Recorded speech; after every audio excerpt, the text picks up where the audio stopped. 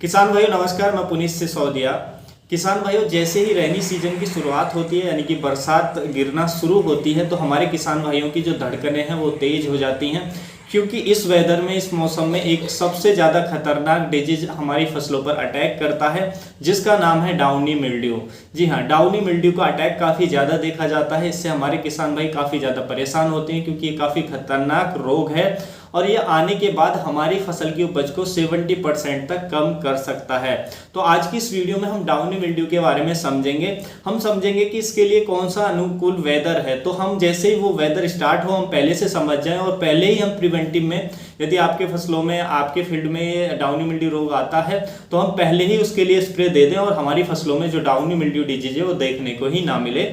और ये भी जानेंगे कि इसके आने के बाद कौन से बेस्ट केमिकल हैं इसकी रोकथाम के लिए। साथ ही हम समझेंगे कि ये इसकी जो पहचान है वो कैसे करें हमारे किसान भाई, इसके सिम्टम्स कैसे होते हैं, तो डिटेल में समझेंगे। वीडियो अच्छा लगे तो लाइक कीजिएगा, अच्छा ना लगे तो आपके पास डिसलाइक का ऑप्शन भी अवेलेबल है।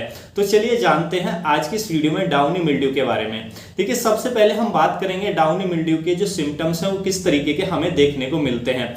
देखिए, पहले तो डाउनी मिल्ड्यू आपके किसी भी फसल पर देखने को मिल सकता है, चाहे आपकी कोई भी बेल वर्गीय फसलें हैं जैसे खीरा है, आपका लौकी है, कद्दू है या अन्य जो भी बेल वर्गीय फसलें हैं सब पे अटैक कर सकता है।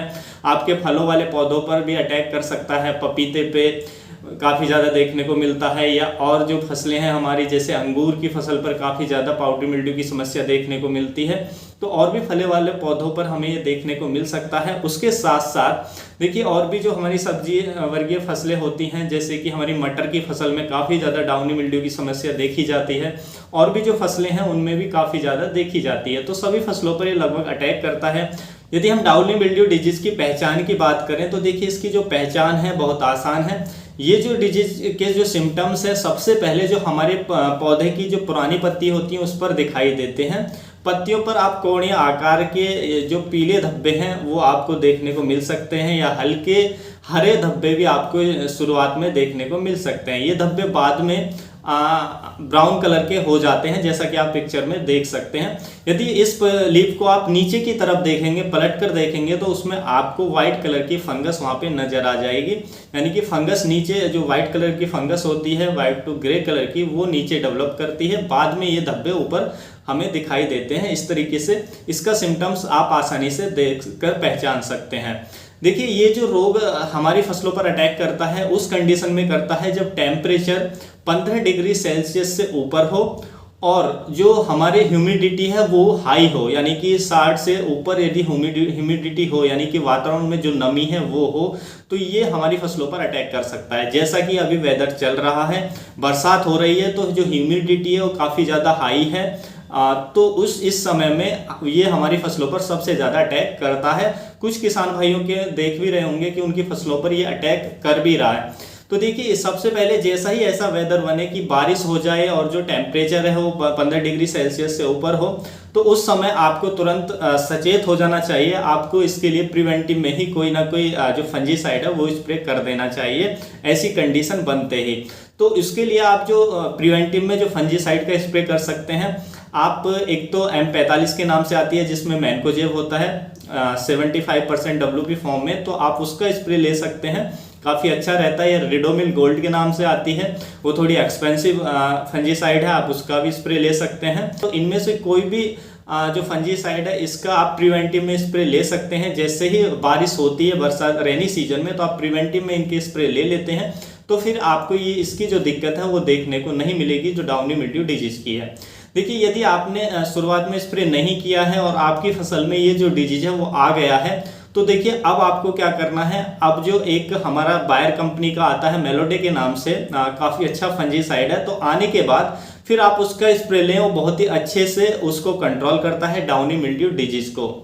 दूसरा आता है यूपीएल कंपनी का रैनमैन के नाम से, वो भी काफ़ी अच्छा फंजीसाइड है डाउनी मिल्ड्यू को कंट्रोल करने के लिए।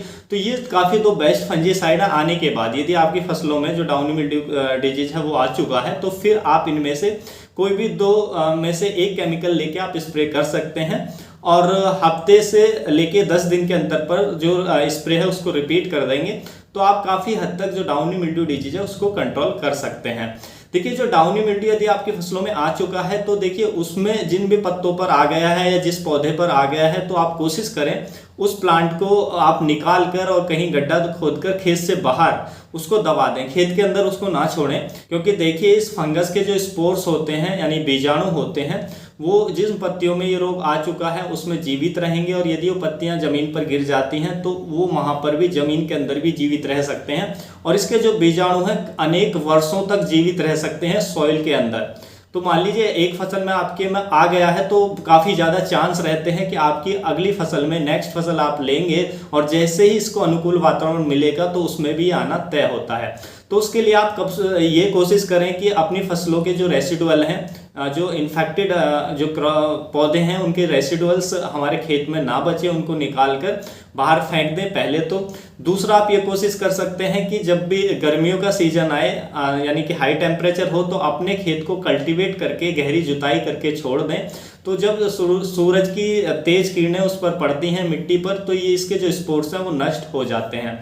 साथ ही जब भी आप रेनी सीजन की फसल की बुवाई करते हैं तो आपको ध्यान रखना चाहिए कि उसकी स्पेसिंग जो है वो प्रॉपर करें। यदि अधिक स्पेसिंग आप रखते हैं और एरेशन अच्छे से होता है तो इस रोग के आने के जो चांस हैं या स्प्रेड होने के जो चांस हैं, फैलने के जो चांस हैं वो कम हो जाते हैं। यदि हम कम उसकी जो मतलब स्पेस है उसको कम रखते हैं तो ये काफ़ी तेज़ी से आने के बाद स्प्रेड होता है, तो इसको कंट्रोल करना मुश्किल हो जाता है। तो और इसके साथ साथ आपको ये भी ध्यान रखना है कि आपकी फसलों में वीड्स या खरपतवार नहीं होने चाहिए। खरपतवार फ्री अपनी फसलों को रखें जैसे ही रेनी सीजन स्टार्ट हो, क्योंकि जो इसके स्पोर्स हैं वो हमारे जो खरपतवार है उसमें भी हो सकते हैं और फिर ये हमारी फसल को इन्फेक्टेड कर सकते हैं। तो इन चीज़ों का आपको ध्यान रखना चाहिए। और उसके साथ साथ यदि आप जैविक खेती करते हैं तो बोर्डो मिक्सचर जो हम तैयार करते हैं वो भी काफ़ी अच्छे से डाउनी मिल्ड्यू को कंट्रोल करता है। तो आप डाउनी मिल्ड्यू के लिए उसका भी स्प्रे अपनी फसलों पर ले सकते हैं, काफ़ी अच्छे से वो डाउनी मिल्ड्यू डिजीज को कंट्रोल करता है। तो किसान भाइयों यही थी आज की जानकारी। अच्छी लगी तो वीडियो को लाइक कीजिएगा, अन्य फार्मर के साथ इसको शेयर जरूर कीजिएगा ताकि उन तक भी ये जानकारी पहुंच सके। मिलता हूं आपको नेक्स्ट वीडियो में नई जानकारी के साथ, तब तक के लिए आप अपना ख्याल रखिएगा। धन्यवाद।